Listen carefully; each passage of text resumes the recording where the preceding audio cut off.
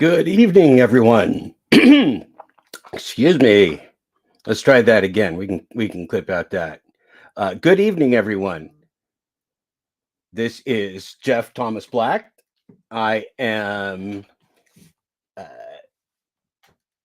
the host of the Full Dashclosure audiobook and podcast. Welcome to the podcast live recording and the chat. I see Lady B in the chat, which is awesome. I am alive. Yep. Let's see. So this is kind of let's see, all destinations. Yeah, let's go just here. Hi, Lady B. How's everything, Lady B?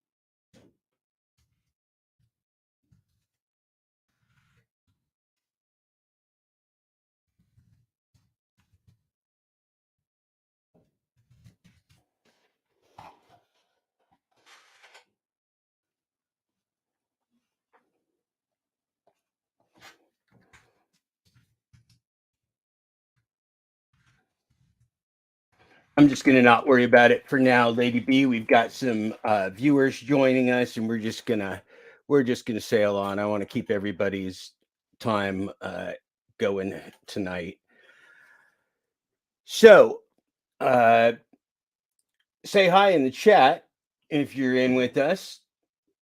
Love to see ya. Know who's here.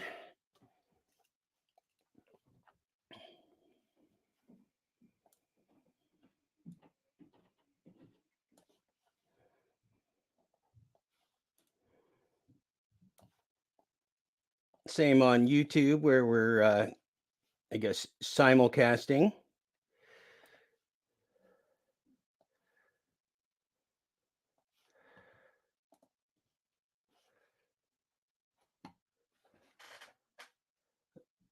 Yeah. I looked for a while and I didn't see it, Lady B. So it's really not worth that much. Let's do a little bit of a sound check. How's the sound coming through, Lady B? I moved the mic back for myself because my voice is so loud that I was actually over gaining on some of the audio. Does that sound better tonight? Less explosive, if you will.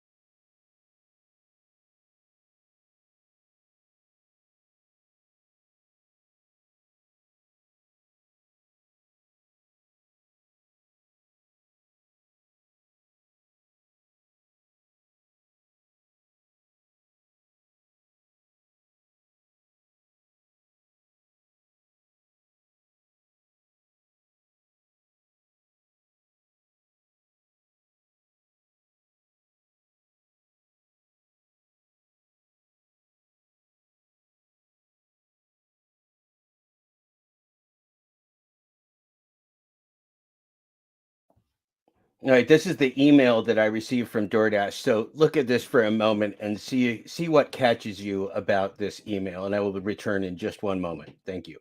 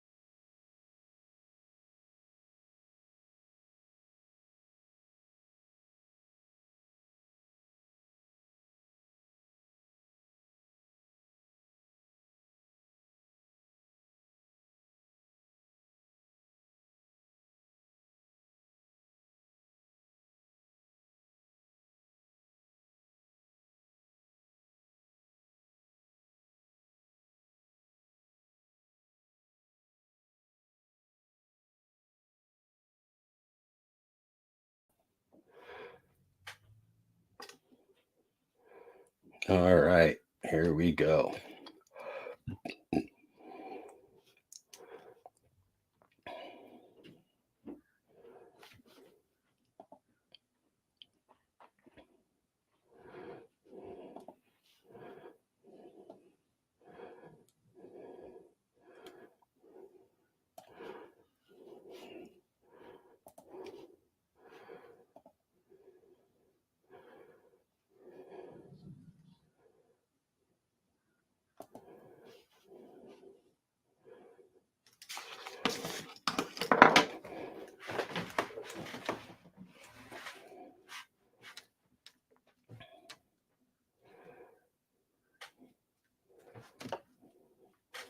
I'm going to go ahead and re-announce and start the podcast right at 5:45.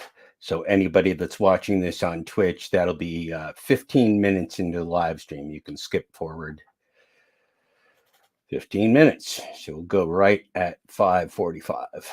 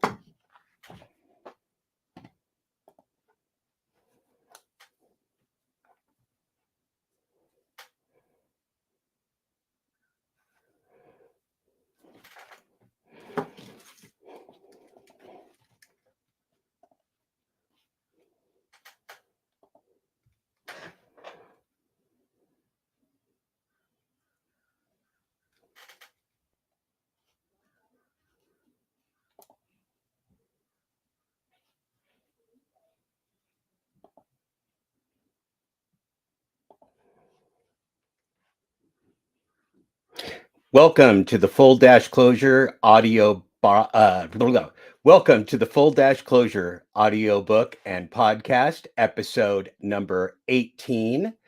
Tonight we are going to go through step by step the first long form interview that the CEO of DoorDash, Tony Xu, has done in my recent memory.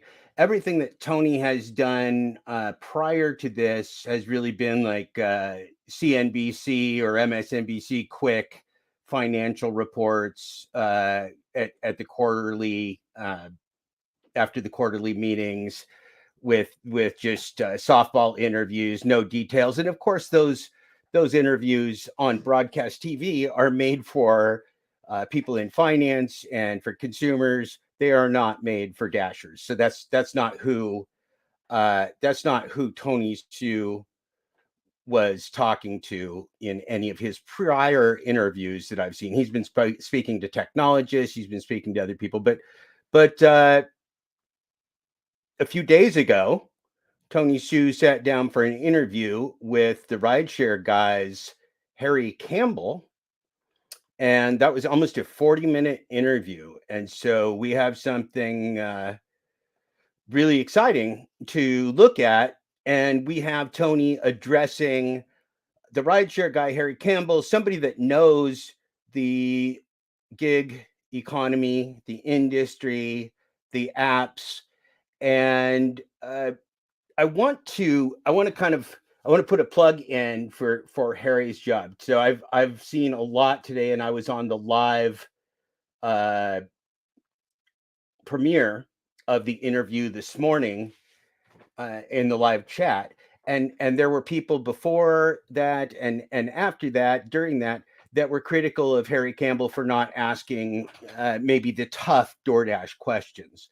The challenge to that is Harry's the first guy to get an interview with Tony Xu of this form, really asking him substantive questions or at least relevant questions about uh, DoorDash and their practices and the apps and the labor dasher aspect of DoorDash. And so that's very very valuable to us. And rest assured, had Harry tried to make this a hostile interview and asked the very tough questions, number one, he probably wouldn't have gotten an interview with Tony in the first place, and we wouldn't have anything to watch and we wouldn't have anything to learn. So I actually commend Harry just for getting uh, Tony Xu on the record for us, for showing us that, hey, here's a guy, he's actually answering some questions. We can get an idea of what he's saying, and then my point to other people is we can fact check that ourselves. Harry doesn't need to fact check it in real time. A CEO of a global corporation and a billionaire is not going to sit for a fact check interview while somebody argues with them.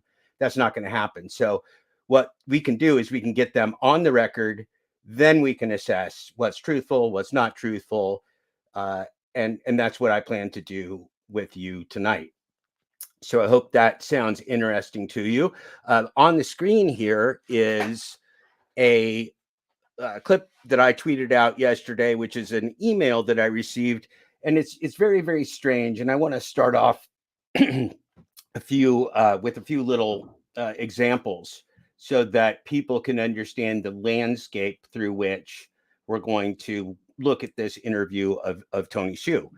Uh, the ad is from DoorDash to me, actually me. Uh, Make deliveries now. Period. That's the first offer. So they're offering that you can make deliveries. I don't know anybody in the world who has dreamt of making deliveries as a hobby or as a pastime. Um, the second sentence says and money, comma too. Period. So if that's not uh, showing you the disregard and animosity that DoorDash shows toward Dashers, nothing will. Become a driver and deliver with DoorDash. Become a driver with DoorDash, alternative to hourly job. What hourly job isn't an alternative to? What hourly job makes you gamble, makes you use all your own assets, makes you risk your life in your automobile, makes you pay all your expenses, and makes you take all of the business risk, time risk, and everything else on behalf of a global corporation? Not just any global corporation, probably the most evil global corporation to come along in decades, maybe in the history of global corporations, because DoorDash is not a real company. DoorDash is what you call it, an asset free corporation. They have technology, which is AI, corporate AI, and through that they fleece merchants, they gouge consumers, and they enslave labor through their gig apps. And we're going to talk about that tonight. We're going to see how Tony presents it. You'll see what I think of that. So that's that ad. So secondly, I'm going to take you through something that I wrote last year, and it's the reason that I am here in the first place. I'm going to increase the size for you a little bit for anybody watching, in case you want to go along, and I'm going to put on my sunglasses. So I started off. The question has often been asked: what could be done, or what's required to make DoorDash not a scam? How would you make DoorDash fair? How would somebody legislate it if they wanted to? And that's a very good question. The challenge with AI, as you would have heard in many of my broadcasts, if you listened before, you would have read in my writing, is that there's two impossibility scenarios, two twin impossibility scenarios with artificial intelligence. First, it is unexplainable. So, not Tony Hsu, not his lead engineer, nobody at DoorDash or anywhere else in the world can explain to you how DoorDash really works. Not only can they not explain it, they can't understand it either. So once all these algorithms and all this technology is put together on a platform like DoorDash, the uh, the way that it works is the way that it was created, with the biases, with everything else, and with the motivations. The motivations of corporate AI are profit. The motivations of corporate AI without employees is human destruction. That's the difference. If there's no employees, then the plight of humans, in this case known as dashers, otherwise known as formerly known as employees, uh, if corporations have a diametrically opposed benefit scenario from the labor, there is nowhere to go but down. And how far will they go? They'll go to enslavement. They'll go to using people. They'll go to a market for app slavery across the world, in which case you fractionalize human labor such that you put all the risk, all the strain, all the stress, all the gaslighting on a human being, and you just put humans on call. And that is a grim future. It's probably not one that society or civilization can survive. The gig economy already is not a job. It's not employment. It's not even a good way to make money for taking the kids to a movie or anything else. The risk alone of the gig economy to your life, your possessions, and to your ability to make income makes the gig economy nothing but a scam.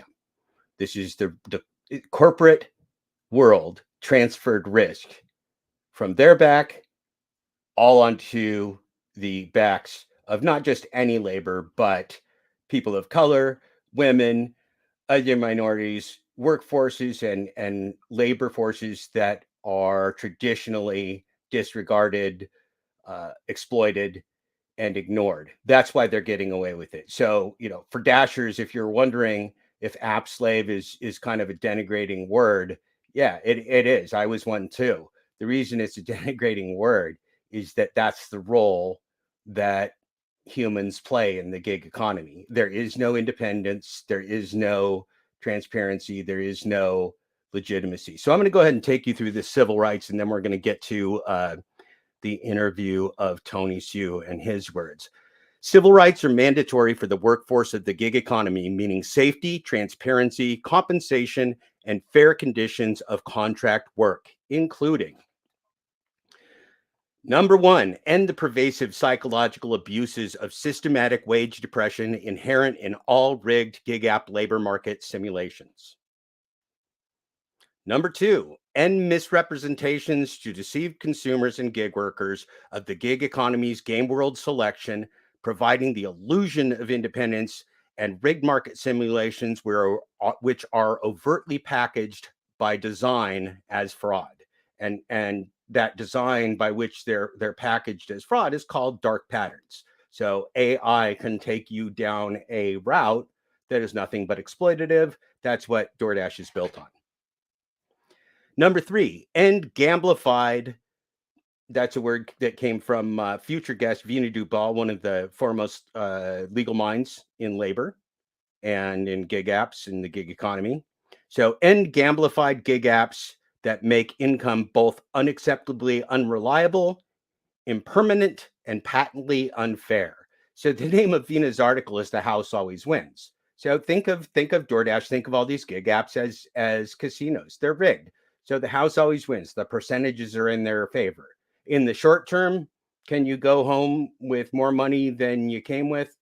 Maybe. On average, does the average person go home with a gain? No.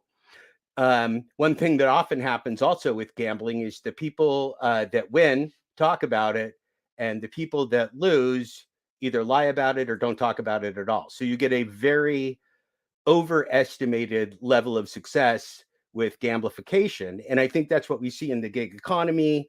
And when you see shows like the Rideshare Guy and Sergio Avedian, who is a very interesting guy and understands this very well, he talks about that a lot. And it's really, really critical because when you go to gamble, you're going into a casino. You're being set up, and you might go there for entertainment. You might go there for many reasons. You might go there for a show. You might be hanging out. There's lots of reasons to go to a casino and gamble. Working is not gambling. Working requires compensation per unit of work, per hour, per unit of work, that kind of thing. So what the gig economy did, in addition to calling app slaves independent contractors, which they are not. There is no valid contracts in the gig economy, nor is there any independence. So they stole a term that's used by plumbers and lighting technicians and farriers that do horseshoes and everything else. Those are independent contractors. They find their work, they negotiate the rates, and all the material information is on the table. In the gig economy, it's an unsolvable equation. The unethical criminal offers from the gig economy omit intentionally material information that the company holds. That's just fraud. They're just defrauding app slaves. They're defrauding dashers. Number four, end all gamified coercion in systems. Gig apps are ruthlessly designed to exploit and compel contractor performance of non-economically viable money-losing tasks. So that's the point of all these programs and the stars and acceptance rating and all this stuff. It's all designed to coerce people to do something in the near term that's not in their best interests. That's what gig apps are created for. And then as that goes forward, they do more and more and more, and the entire scenario becomes not in their interest. They also have the ability to reward newbies, right? They can make you think that your first week was so great and you just want that high again. You just want to feel like you did that first week when you made good money. Wow, it sounds like a drug habit, doesn't it? Sounds like a lot of things that are known crimes in our society, and that's why this is a crime. It's an unprosecuted crime right now, but it's a crime. So gig apps coerce people. They use human frailty for corporate profit. They're playing a chess computer, or a computer that can predict 2 million predictions a second against a human being. There's no way to win. So as Vina Dubal's article said, the house always wins. So remember that.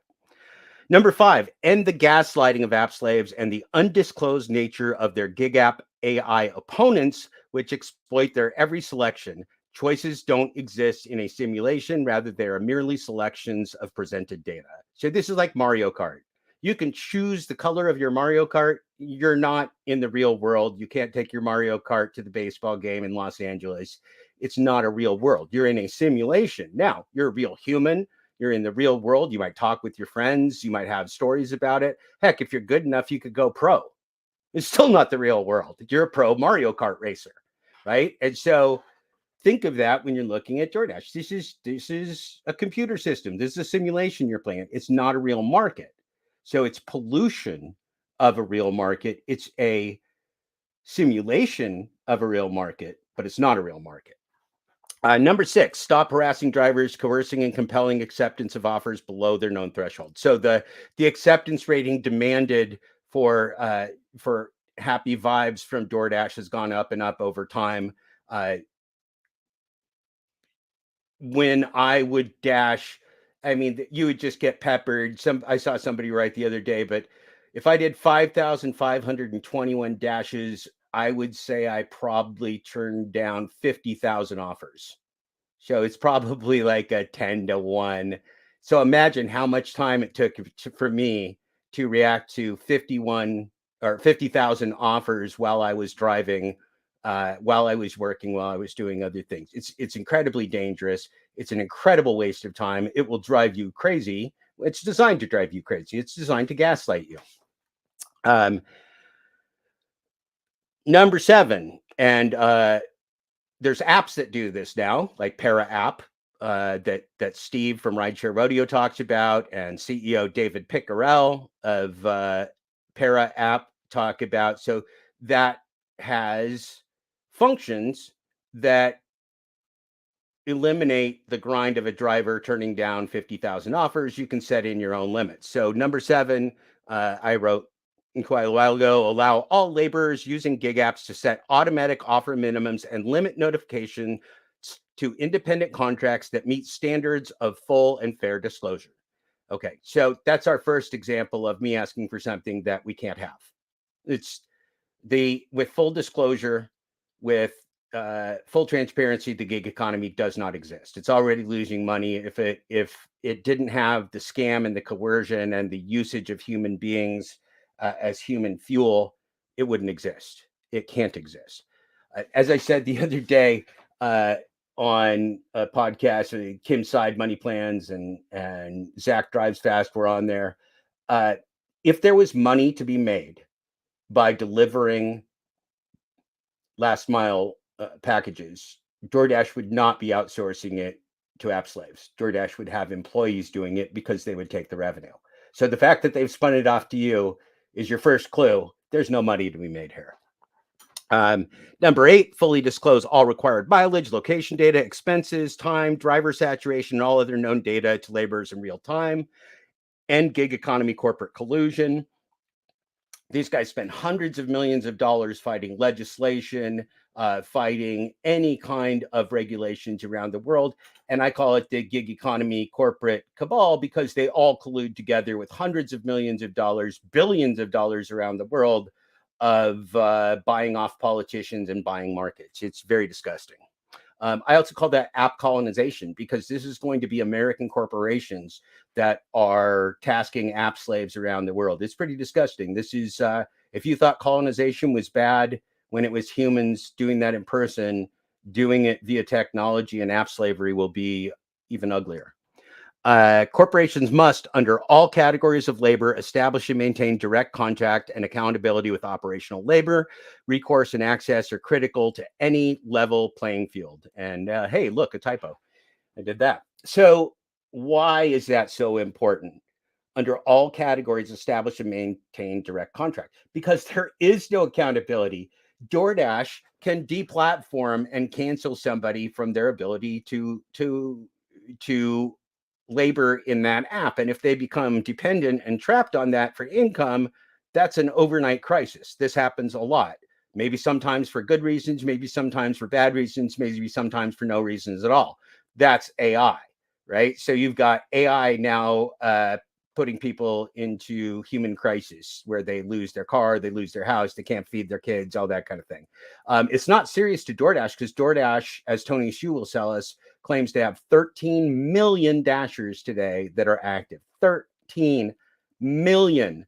That's news. That's about 9 million more than I think anybody truly knew. And so why is that? We'll talk about that too. But the key here is that a consumer or a laborer, an app slave, a dasher, whatever you want to call them, it is impossible, literally impossible, to contact DoorDash. They functionally do not exist. You will only be able to contact third-party support that is neither empowered nor tasked to help you and solve your problems. Could they spin it up somewhere to DoorDash, unbeknownst to you, and maybe someday your problem will get heard or solved if it gets into the media, or if you hire a lawyer or something? Possibly, but you have to make them. They kept an amount of money that I had earned for months, and I'm a pretty tenacious guy. If there was somebody at DoorDash you could talk to, I was about to lose my mind with support. Not only does support not have empowerment, but if you know anything about support, one of the critical elements of support is to log support issues. So when the person calls back in, they don't have to explain the same problem to somebody that can't help them. The person can say, "Oh, look, I see where you are. You've been sent to the queue for specialty, right?" And so that specialty queue would potentially allow a solution. It doesn't exist in DoorDash. So the fact that DoorDash has been able to be nothing but a shell entity of corporate AI and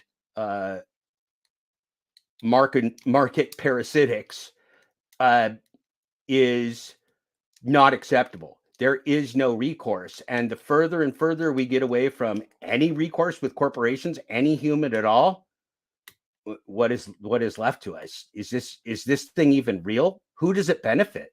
Well, I mean, it benefits SoftBank and Saudi Arabian royalty and billionaires and Chinese investors. This is not good, wholesome American innovation, or just American innovation. It's not capitalism. It's not a business model at all. It's just fraud. Okay, so here we go. Number 11, and then we're going to get to this interview, which is very exciting. I am going to tell you that coming up at 7:30, we are going to raid my friends at Echoplex Media. They'll be kicking off the Down Ballot podcast at 7:30. So we'll jump right in there. So you can stick right here and then jump right into Echoplex and enjoy Down Ballot with Dave and the councilman. It's always a good time. So I hope everybody sticks around. That'll be again at 7:30. That gives us an hour and 20 minutes to go through 40 minutes approximately of Tony Zoo video, Tony DoorDash. It's okay, Lady B. We understand. This is spontaneous. I didn't even know what day the interview was coming out. It just came out today, and it's hot. It's real hot.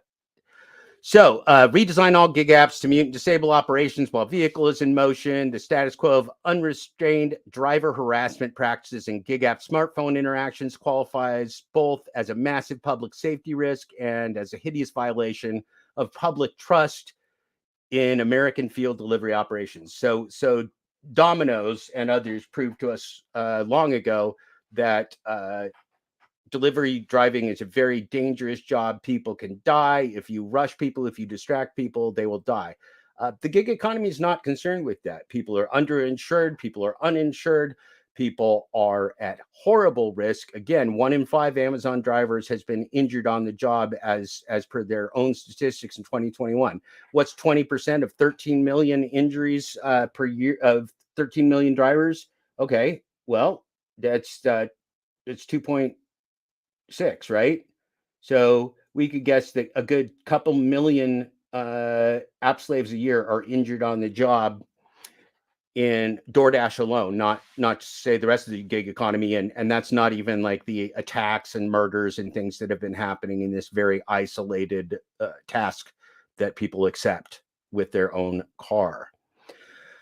The above numbered details, business practices, and workplace conditions are all part of a legitimate and legally operating enterprise or valid contract in the business world. Of course, the gig economy is anything but a legitimate and legal business model.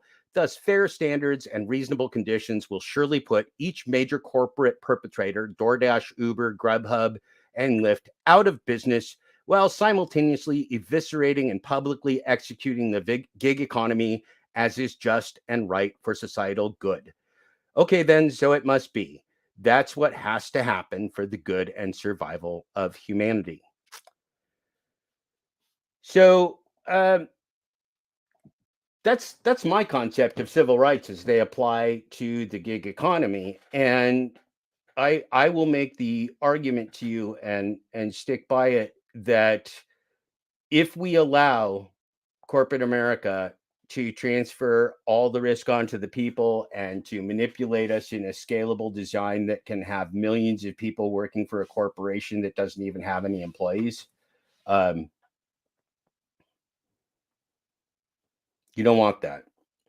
And whether if we could wave a magic wand today and make every independent contractor of the gig economy, every mislabeled independent contractor, every app slave, every controlled, manipulated individual in the gig economy an employee, their lot wouldn't change. They'd still be underpaid. They'd still be overworked. They'd still be controlled by corporate AI.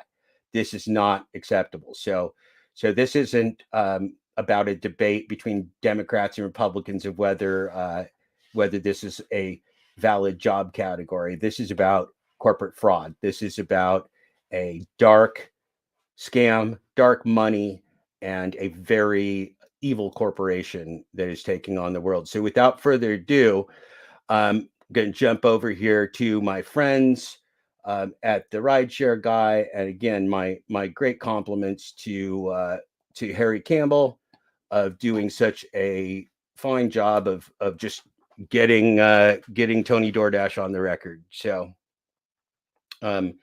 Lady B, I assume you're there. If you guys have any problem with the audio, please let me know.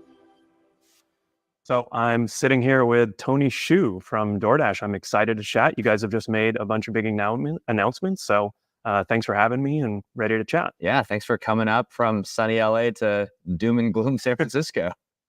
Yeah, actually, I don't know for sure, but do you say your last name Tony Xu? Shoe like the shoe you wear. To try to keep it easy. Yeah, the shoe you wear. Tony Xu from DoorDash. All right. Appreciate your asking, though. Yeah.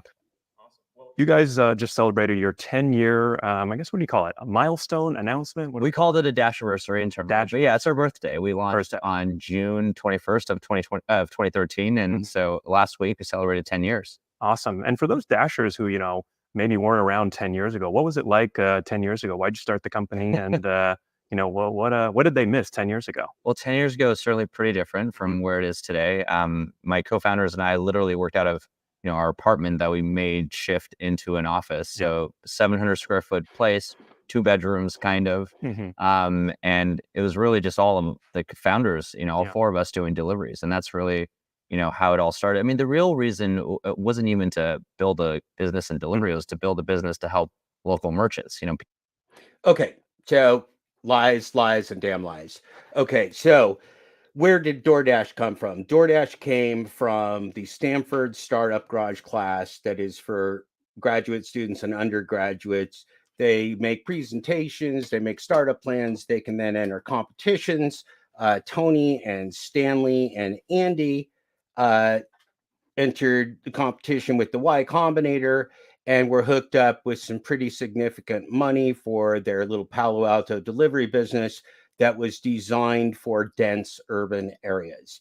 So don't let Tony make you think for a minute that he ever envisioned that DoorDash could be this, number one. Number two, what did Tony not tell you about when he talked about his humble beginnings of helping local businesses and dashing with his good friends, Andy and Stanley? He didn't talk about artificial intelligence, did he? What were they doing? Were they there for the good of humanity? No. They were figuring out how to program and strategize a platform that would use artificial intelligence to exploit markets for delivery. So they were doing their evil due diligence, is what they were doing. And don't let them present for a minute that they had a humble beginning. They were anything but humble.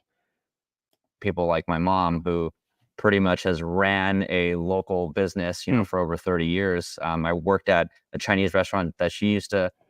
So now he's going to put independent businesses out of business because he charges independent businesses much more than he charges corporate chains and McDonald's and all that. So this guy, and then he also has what we call ghost kitchens. So there are fake brands, Mr. Beast Burger and whatever other kinds of crap that they shill out there. Mr. Beast Burger could be IHOP, it could be Denny's, it could be Waffle House. Mr. Beast Burger could be anything in your town. But DoorDash pollutes they colluded with Uber Eats and Grubhub too, to have these fake brands on the market that they all serve. And so what does that do? If you have a local burger joint in your town and now somebody goes to DoorDash, they think there's a burger joint named Mr. Beast Burger that's now competing with you. So even if you're on the DoorDash platform is worse than the real world. In the real world, you only compete with real hamburger restaurants. In the DoorDash world, not only are you paying more than the national chains, so you're being gouged. You don't make any profit from a restaurant perspective on gig app orders. So it's marketing and keeping your employees busy at best. And then to top it all off, there's no future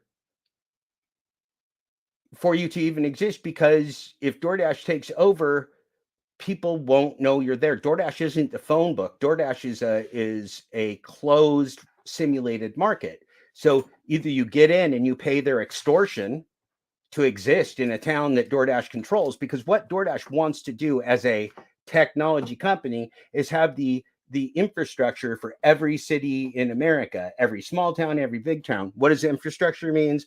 That means they want to be your post office. They want to be UPS. They want to be FedEx. They want to run your errands. They want to do all these things with app slaves. So they want an underclass, a lower caste of people that will do all your errands and everything that you don't want to do in life for the profit of a corporate shell that doesn't even exist as a company. Wow. Pretty crazy stuff.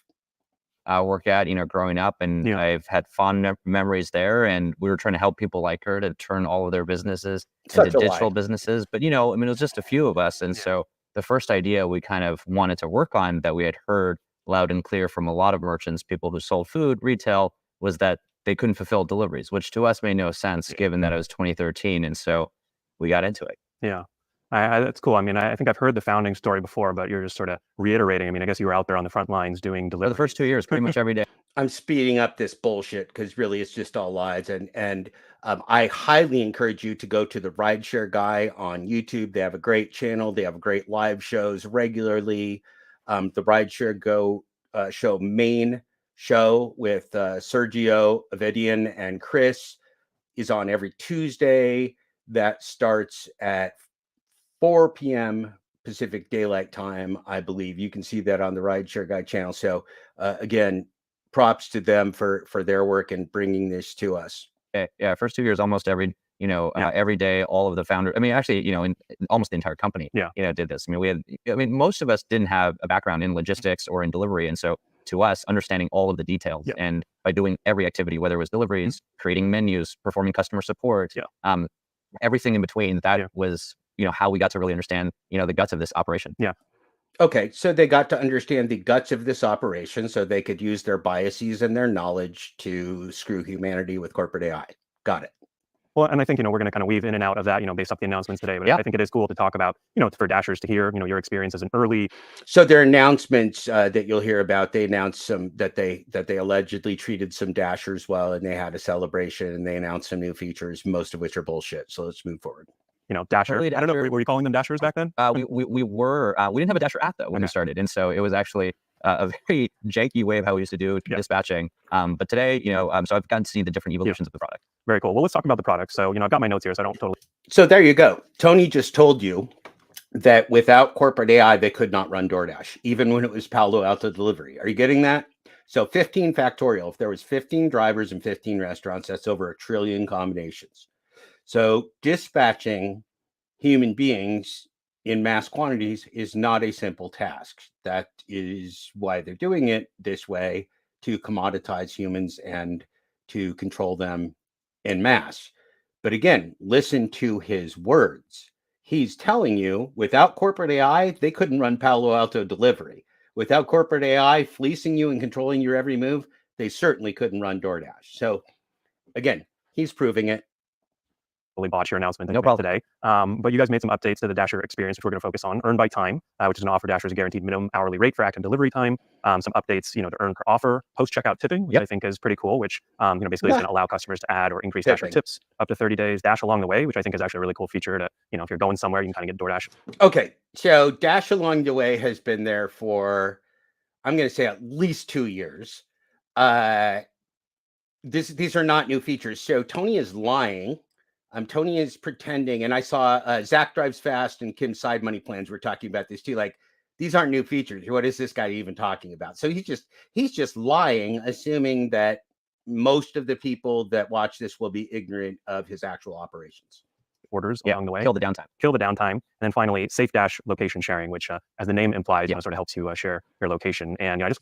Also not new. That's like a year ago. I wrote that it was a sham then. It's a sham now, but they still want to brag about something. The fact is they don't do anything for Dashers ever.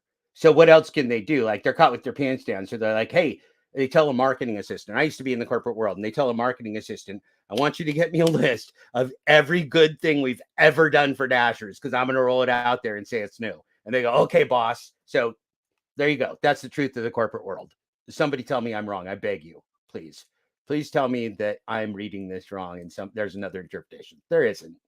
Just wanted to kind of, we'll kind of go through each of them at some point, I'm sure, in this interview today, but just lay those out at the start. And which one, I'm not going to make you pick a favorite, but which one, kind of when you saw that feature, or when you sort of saw the team working on it, or maybe one or two of them were your ideas, which resonated with you the most? And well, they all resonated, but I think, and each one of them has a history of their own. And that's usually how these products work. I mean, when he gets to the nuts and bolts, I'll slow this stuff down, but this is just all bantering bullshit. We, start by doing the activities ourselves. And we have a program actually at DoorDash called WeDash, where every month and every quarter and every year, everyone in the company, including myself, performs deliveries. And we had something like 9. Okay. This is number one, purely performative. Number two, if you read the job boards like Indeed or something about DoorDash employees and their feedback on dashing, you will see that the DoorDash employees are not into Tony's vision of dashing. Do some research for yourself on the internet. You're going to see that DoorDash employees don't want anything to do with hopping in their car and delivering Happy Meals. So Tony's lying again. But this is all for show. That's what the gig economy is. It's all for show. 99.9% of everyone last year in 2022 did deliveries at DoorDash. And so it kind of starts there, and we kind of, make hypotheses. I mean, we obviously report the bugs and things like that, but we start creating hypotheses around what are the areas of problems that we should be tackling. We actually vet some of that with a Dasher Community Council that we launched. Such a lie. They started a Dasher Community Council years and years ago. They used to fly them out for a meeting or something, but I think even that was too expensive and they didn't listen to them anyway. So now there's allegedly some council of bullshit that you can be on that's worth nothing and does nothing and has never done anything. Another more corporate whitewashing, more window dressing. 4 years ago in 2019, where we have a group of Dashers in the US, Canada, Australia, and New Zealand that pretty much apply for this role and really are stewards of the community. And we kind of get their take on, hey, are these the biggest problems to work on? And then we go to work. And in some of the announcements that you talked about, God, this guy's a clown. All of them are important in their own right. This earn by time feature has been something that we've been thinking about for. Okay, earn by time. What is earn by time? I'm going to break down earn by time for you really fast. Earn by time came on last year after the Bureau of Labor announced that that they were looking into the gig economy in total because of deceptive business practices, and they weren't sure about this independent contractor category and what should the rules be. There could be a ruling again this October that changes some things, but the idea of going to hourly was clearly a response to the potential of legislation that would push for hourly work. So DoorDash, they got the Bush doctrine down. They are very, very, very smart people. They did a preemptive strike. What did they do? They put out work hourly. Well, isn't that great? So how did that work? Well, if you watch the gig tubers like I do, there's been millions of tests, and people think that there is probably a scenario that somebody might benefit more from working hourly than working by the individual per order option. Nobody seems to really find it, but in theory, it could be there. So when DoorDash put out the hourly, it was obvious to everybody that had a brain that they wouldn't have put it out if it wasn't going to pay less than the more risky option, because humans are risk averse. The more risky option, the more gamblified option of wage discrimination is work per order. The less gamblified version with less uncertainty but lower return. It's human psychology. You learn about that in business school and psychology everywhere, right? That humans are risk averse, and so if you want to connect with humans, give them less risky alternatives, and they'll choose that over a higher return. That's just a fact. That's how psychology works. So DoorDash knows this stuff, and they're using it against you. That's what this work by hourly. So they're presenting their scam as more innovation. A few years now, and it's because one of the hardest challenges about a platform like the DoorDash platform is we have people who come from very different needs. We've had over 30. Nobody comes from a different need for employment. The need for employment is employment and wages. That's the need. DoorDash tries to obscure everything but the fact that this is work that needs to be compensated fairly, that needs to be distributed fairly, that needs to be paid fairly, and that needs to be safe. Okay, this is heinous. 18 million Dashers in our lifetime who generated or earned over $35 billion, since inception. So he says, DoorDash, this is a great debate. I'm enjoying it, Tony. DoorDash reports their entire financial report, their annual 10K, and all their quarterly reports as net income after they subtract the expense, the total cost of Dashers, the all-in cost of Dashers, as they say in the financial report. So when Tony tells you that they've paid out X number of billions of dollars in wages, or he tells you anything about Dashers, realize that that is highly hidden information. They won't give it to the government. They won't give it to reporters. They won't give it to academics. They won't give it to anybody. So what he's saying at the very best is unproven, and at worst is probably just a bald-faced lie. But 90% of them dash fewer than 10 hours a week. And the average is even less than 4 hours a week. And so you have a small portion of dashers that sometimes see this as more of a full-time opportunity, but the vast majority kind of come for sometimes 30 minutes a dash, sometimes up to 10 hours a week. And so it is tough to solve for every single particular use case. Okay, so what is this? This is called labor laundering. This is the greatest thing since sliced bread for the corporate world. A United States worker can make up to $600 gross before DoorDash and that worker have to report that income to the IRS, and before that's tracked. And even then, I don't think any of us really understand how the gig economy is counted in U.S. labor statistics and economics and all that kind of stuff. So the fact that they have many fractionalized workers allows them to abuse those workers even worse, allows them to pay those workers even worse, and gives those workers less leverage, less knowledge, less information to even be able to defend themselves. So DoorDash thrives on inexperienced and unsuccessful and money losing app slaves. Right. And they do this by telling people that there are many reasons to work, and that, 5 pennies is better than no pennies at all, which may or may not be true. But work is not about getting something that's better than nothing at all. Work is about work, and there are minimum work standards for that reason. We don't allow corporations to enslave people and make them work 20 hours a day. We have worker protections that came in. Now, that's when the gig economy came in, there's no rules. So there are no worker protections. And when people try to do them, they're not successful because it's a game world. But you will hear people like the rideshare hustler that I talked to today. You'll see Pedro. You'll see many people that experiment or regularly Uber, Lyft, Phoenix regularly work 60, 70, 80 hours a week driving. It's not safe. It's not humane. It's not economically or environmentally viable. It's a human horror. But one of the things we've heard is that there's kind of two modes. One of which is Dashers kind of feel like they understand how our platform works. They like the idea of assessing which orders are better for them versus which orders are not as good for them. And so they like to earn, by each offer. And especially now that we're getting into grocery deliveries and in-store shopping and package returns and all different types of tasks, even beyond restaurant delivery, they like that choice. Yeah. On the other side, some people get overwhelmed by that choice and they dislike the kind of variance and sometimes it's a high paying offer, sometimes it's a lesser paying offer, sometimes there's a tip involved with the order, sometimes there isn't a tip. There's a lot of variables I have to keep in track. Can you just actually, simplify it for me and give me the consistency of earnings that I expect for the limited time that I do this? Yeah. And that earn by time feature that we just announced, that's where it comes from. But it came from years of hearing this feedback and trying to actually, get to, frankly, a certain scale of business where we can actually reliably and predictably offer that and then actually ship it. Did you hear what he just said? Reliably and predictably offer that. Reliably and predictably. DoorDash sets targets for what each Dasher will earn over a given period of time.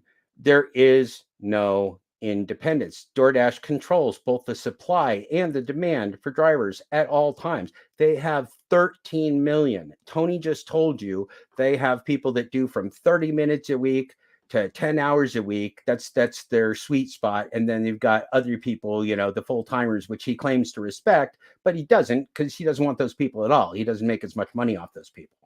They're not as exploitable. They're not as good for labor laundering, obscuring the sources of labor and what it does. Imagine the amount of labor laundering that DoorDash is doing around the world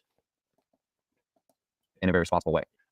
So you guys were, I think, really the first company. I think it's pretty innovative to launch this, sort of earn by time offering, now available as an option really to Dashers everywhere. Do you think that there is a specific type of Dasher or type of person maybe that this is right for? I'm thinking in my mind, like new drivers, new Dashers. Hey, you just kind of want to learn more about the system, how it works. Maybe you're not as concerned with maximizing your earnings. Is there another? Okay, so this where I'm going to be critical of Harry. Maybe you're not as concerned about maximizing your earnings. There's nobody that's doing DoorDash that doesn't want to maximize their earnings.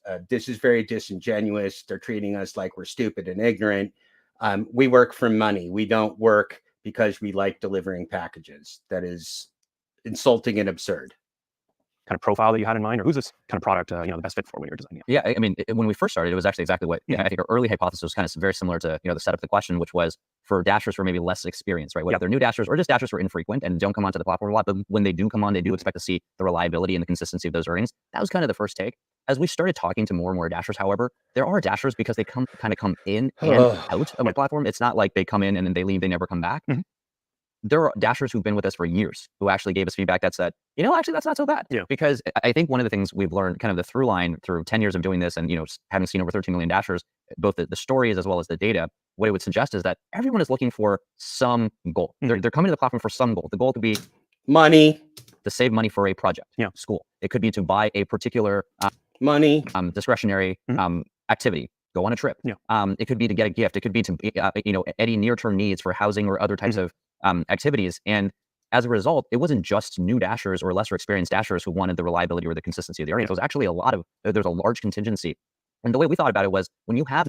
It's a perceived lessening of risk with lower return. That's what it is. I'm going to give it to you in the economic terms.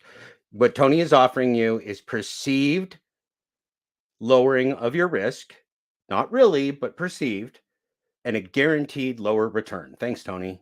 Great now, job. When we're now responsible for so many Dashers, as well as, we recognize we're not maybe the main thing for them, but that the fact that we can be a place for them to reduce their financial stress and burden, we have to offer the maximal choice. If he cared about reducing financial stress and burden, he would offer fair wages, and he would offer employment, and he would offer corporate resources. He would offer training. He would offer support. DoorDash has money. Anything that they don't offer is what they don't want you to have. That's the answer. And that means for certain Dashers who love, doing the analysis and figuring out every single order, that's awesome. We got to keep that for others who. That's a lie. You cannot analyze it. Okay, I pulled my own headphones out. You can't. Hold on.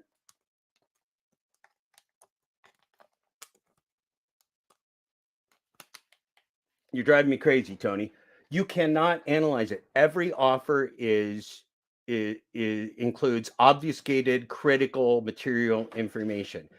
Every offer from DoorDash is an unsolvable equation. Tony is lying.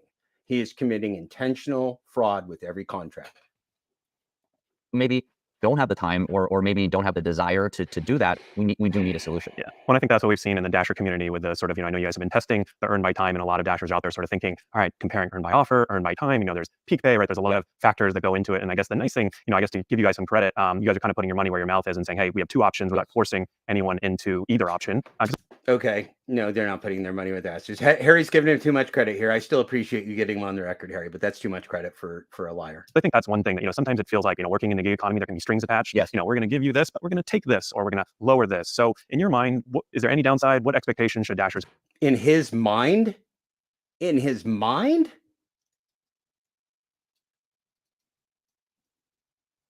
Okay. Have here with the earn by time? Is there what's not great about it? Well, in fact, we've been thinking about this idea for years now. And it's the implementation detail that matters, because one of our design principles was that, the earnings have to be roughly the same. Yeah. So that roughly, no doubt. Wait a minute. If it wasn't a rigged game, how could you make the earnings roughly the same? See, there's again your hint. You think you're independent, you're not. They created this to manipulate you. Again, they have obscured contracts. You can't make a rational decision, and they control both the supply and the demand for labor. Come on, put it together, people. Give up the ghost, gig tubers. You are not independent. You will never be independent. Tony Hsu and DoorDash are a scam. This is awful. This is great and awful. Dasher is advantaged or disadvantaged depending on which choice they got. So is that the goal? That is absolutely about the same, in either mode. But that takes iteration, and especially as we're introducing more modes of dashing, whether it's grocery shopping, retail delivery, package returns, etc. And as a result of that, it took us some time and iterating and trialing before actually rolling it out. Yeah. And so, and also, back to the previous question around, who's this for? Whether it's for lesser experienced Dashers or newer Dashers. It also took us time to learn that actually it was for a lot of people. Yeah. It wasn't something we should just target one segment. And as a result, we took our time to make sure that we can roll out responsibly. Yeah. Yeah. I think one thing that, we've seen and heard from Dashers when it comes to. What is this targeting? What is this targeting work? Again, so this is called algorithmic wage discrimination. This isn't called fair pay. This is called algorithmic wage discrimination that they're offering to target you with. Thanks, Tony. Earn my time. I guess if I was going to point out a complaint, it might be right that it's for active time, right? From the time that you accept an order to the time that you go. So if you're sitting there. Active time, the time you're moving in that little teeny window. So they want to pay you for fractional hours of work while you sit in your car baking in the sun, turning down bad offers. Great. Not busy, never getting an order. You're not necessarily being paid for that. So talk a little bit about that, because I know that might come with some strings attached, right? If DoorDash had to pay for that time too. Yeah. So our goal is always to keep people busy when they want to be busy, right? Obviously, there's times that people don't want. Okay. Nobody wants to be busy. People want to be paid. Paid, Tony, paid. Not busy, not delivering packages, paid. Want to do certain orders or don't want to deliver in certain areas. And we obviously offer the choice to reject those orders. And for us, it's our job is to minimize, any wasted effort, maximize the efficiency, for the entire system, right? DoorDash only works if it works for every single participant. And I'm not just talking about Dashers now, I'm talking about consumers, I'm talking about merchants. DoorDash doesn't work for anybody except for Tony Hsu and the rest of the ghouls in the gig economy corporate cabal. That's disgusting, man. What a ghoul. And so we run this pretty complicated system where on every single order, literally, we have at least 3 people involved, right? There's a consumer who has to place an order, a merchant who's obviously preparing the order, and then obviously a Dasher who's doing the fulfillment. And so that's the orchestration. And the goal is to make sure that there's zero wasted time. Yeah. Got it. Not because they value anybody's time, but because that's where they make their money, is in that time period from the pickup to the drop off that DoorDash cares about. That's the time he's talking about. He's not talking about wasting your 8 hours or 12 hours sitting in a car per day making less than $10 an hour after expenses. That's not what he's talking about. I mean, I think I definitely like that sort of utilization component, right? Keeping Dashers busy. And, you talked to, some of the numbers I think you guys have shared around this announcement were pretty interesting. 13 million Dashers. Can you talk a little bit about sort of the ebbs and flows of, the Dashers out? Okay. So now he's saying 13 million Dashers for all time.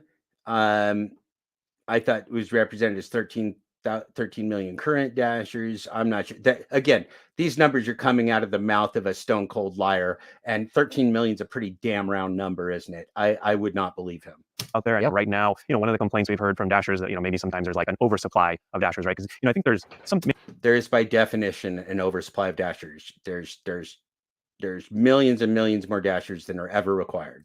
An inherent tension, right? As a Dasher, I kind of want to be paid as much as possible on an individual order, the biggest tip as possible. But over time, if customers have to pay a lot, right, that's going to cost them maybe less orders. So how do you kind of connect like what I care about as an individual to sort of the company's bottom line, the company's overall?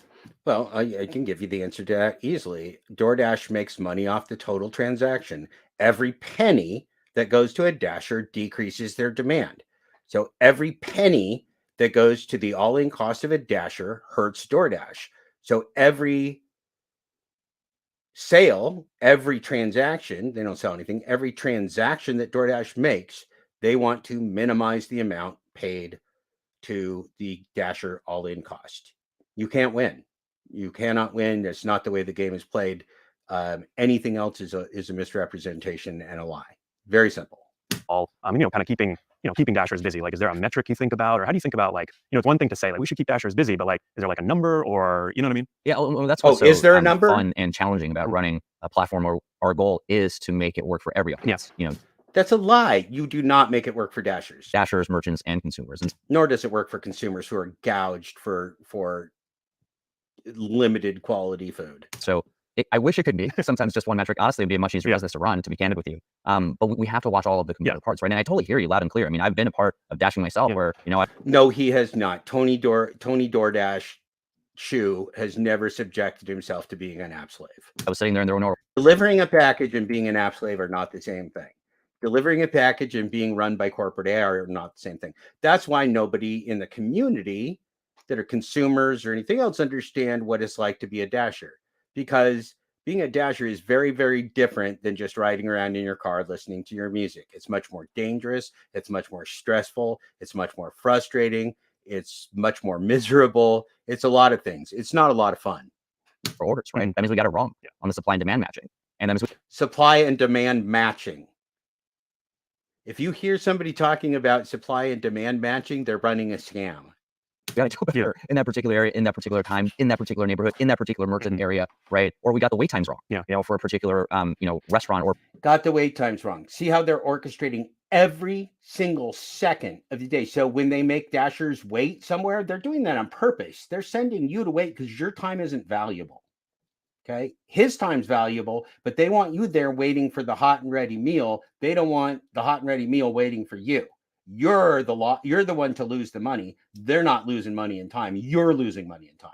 For a particular shopping experience where it took a lot longer than was expected, or that an item wasn't even available, right? And there's a very difficult kind of substitution experience required for both the Dasher as well as the consumer. And so these are all the things we have to take care of. I wish it were just one metric. I sincerely do sometimes, but that's not good enough, right? If we want to build a business where we can make all of the local businesses successful, bring them incremental sales, and empower them by giving them tools to build their own digital products and give work opportunities and make it convenient for consumers and affordable for consumers, where we can build it sustainably over a long period of time, it can't just be one metric. Yeah. So I want to talk a little bit about the WeDash program you mentioned. Sure. You said 99.9%. Last year, 2022, I'm guessing that's what, thousands or tens of thousands of... Yeah, I mean, exactly, of DoorDash employees out there doing deliveries. I mean, I really believe it's important to, sincerely, understand what we're doing. Yeah, well, I kind of really like that because, a few of the comments you made, it sort of made me think like you've been out there dashing, right? Certain restaurants maybe, want to avoid, not going to name any names, right? Certain restaurants are a little slower, certain types of... So, yeah, right. If their entire company is built upon exploiting app slaves, it'd probably be good to know how the app slaves actually work so you can exploit them. This isn't teamwork. This is understanding their product, which is your labor, your slavery. and they want to sell you off to other things. They want to fractionalize you so that you'll never have any accountability from anybody you work for. You'll just be on your own out there on the street cruising around until you ruin your car or your body or whatever else, or your community. Orders, certain ones where you maybe have to do shopping, or compared to just See, that's what, off. like, but even on that one, Harry, though, like, but it's not even about the avoidance of those restaurants, right? It's about better understanding the why and how to deal with it, right? It's almost like if you think about how a city works, that's the way I think about how our business works. We have to be a digital representation of everything that happens physically, and sometimes in See what he just said? A digital representation of everything that happens physically. That's a simulation. It's not real time. That's not possible. It's a simulation. software. We like to just talk about writing beautiful software that just does, the job, and we, forget about the edge cases or just take a small amount of customization on the edge Beautiful software that exploit human beings. That's touching, Tony. cases. In the physical world, everything is an edge case. So you can't just say, oh, there's that restaurant that takes forever, or that store that has stockouts all the time, and therefore we should just ignore them. Well, they're part of our communities, right? They represent the personality. Well, that's because Tony doesn't bear any of the business risk. You, the Dashers, the app slaves, bear all the business risk. That's why he doesn't care about it. If it cost him money, he'd care about it a whole hell of a lot.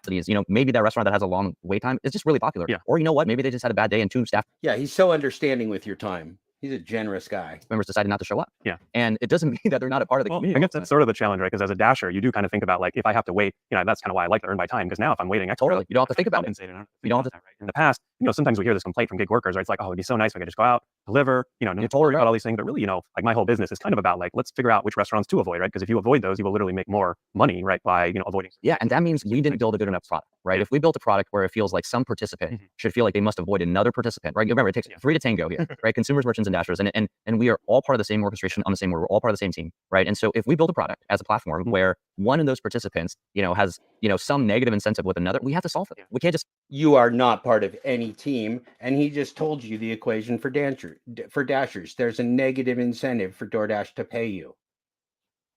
He's a terrible liar for a professional liar. Well, you know what? That's an edge case. I think one thing a lot of Dashers forget too is that this is a 3-sided marketplace. I mean, so if you were, if you had a Dasher, you had lots of Dashers that you were talking to, for example, and you could kind of, like, what do you think Dashers don't understand about either customers? It's a rigged marketplace, not a 3-sided marketplace. It's a polluted marketplace, not a 3-sided marketplace. It's a gamblified marketplace, not a 3-sided marketplace. It's a fraudulent marketplace, not a legitimate marketplace.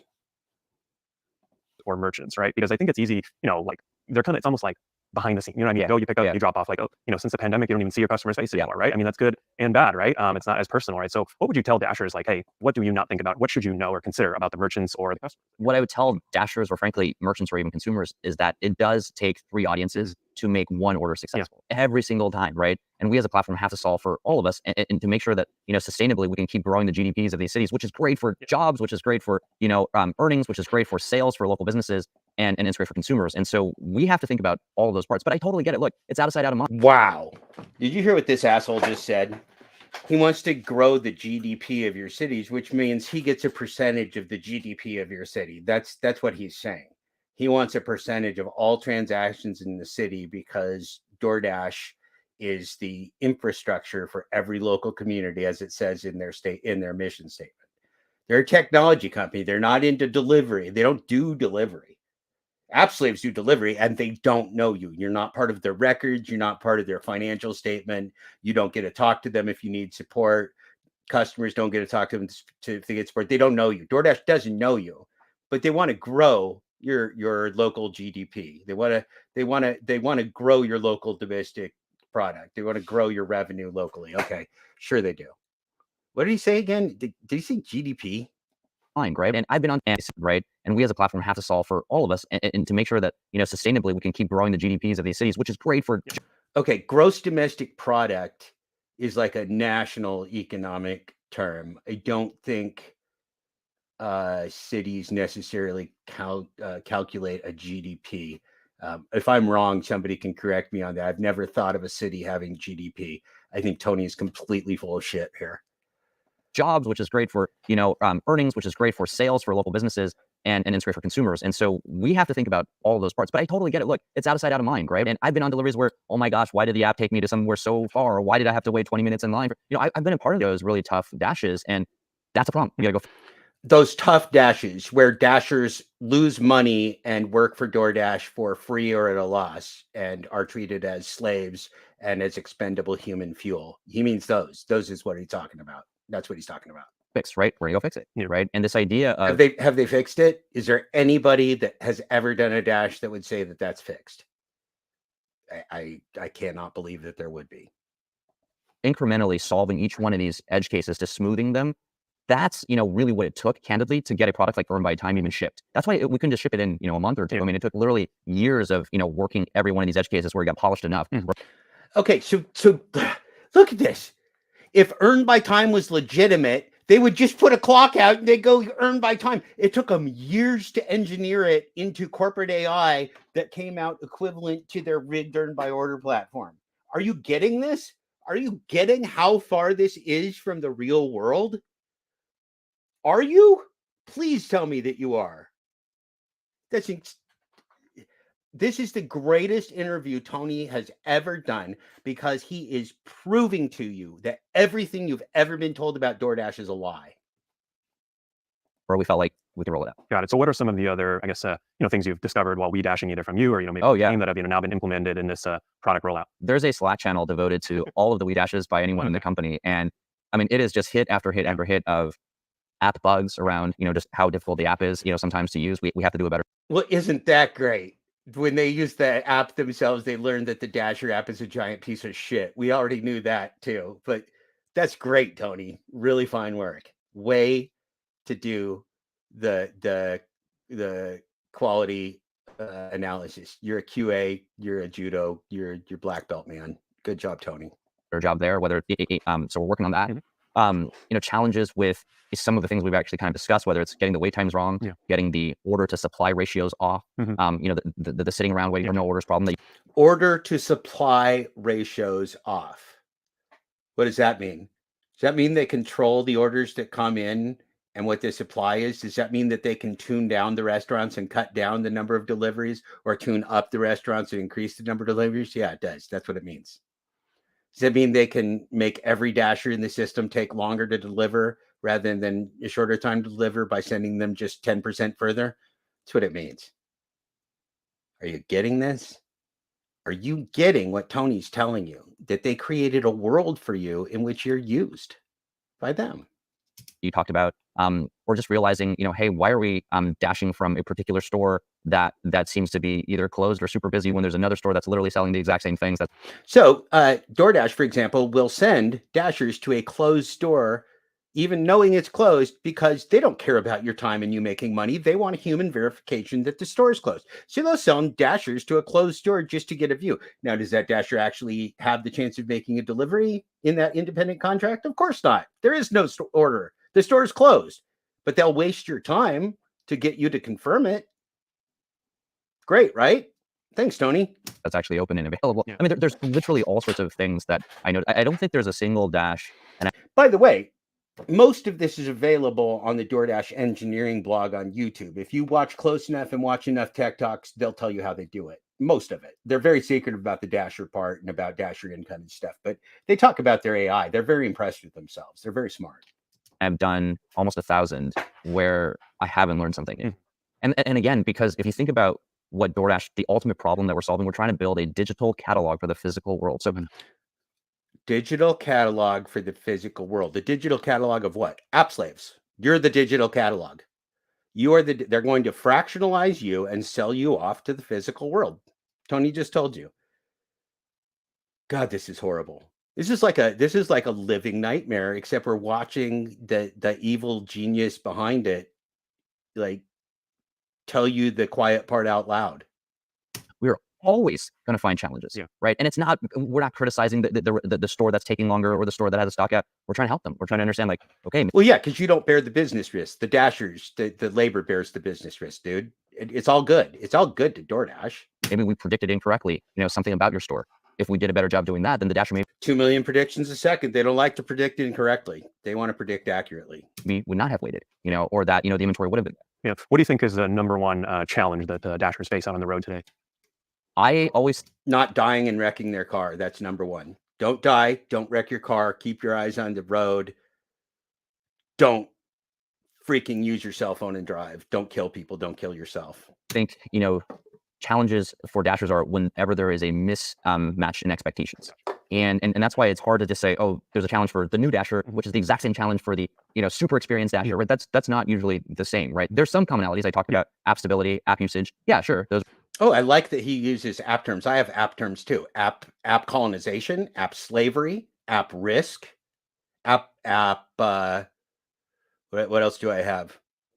Well, I got a whole bunch of app terms, except they actually describe what apps are. They don't.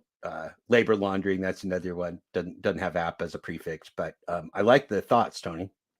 those are common. Nobody likes to wait, forever. I think we talked about some of the top pain points, but I don't think that's actually good enough in terms of understanding Dashers, because Dashers at the end. I mean, sometimes we just sit back after a while of running this business and just look at the numbers. Dashers are people, right? Dashers they're teachers, they're parents, they are entrepreneurs. He's very insightful. Dashers are actually people, right? They're people who ended up founding their own. I think he understands us. Media companies like yourself, and I think it's not good enough, candidly, to just say, oh, well, you know what? If we just solve these top 5 pain points, we're done. Yeah. That's not good enough. We actually have to understand, did we help you solve your goal? Yeah. And if your goal was to achieve X and we didn't do it in whatever X was, by the way, it's not always a money thing. If you're a Dasher, it's a money thing. You don't dash for stars and programs, you dash for money. More money is better than less money, Tony. Less time is better than more time. Rights, human rights, darn right, Jay Stokes.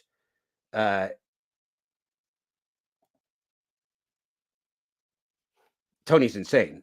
Tony is completely insane. Hey, Red Chair Hustler.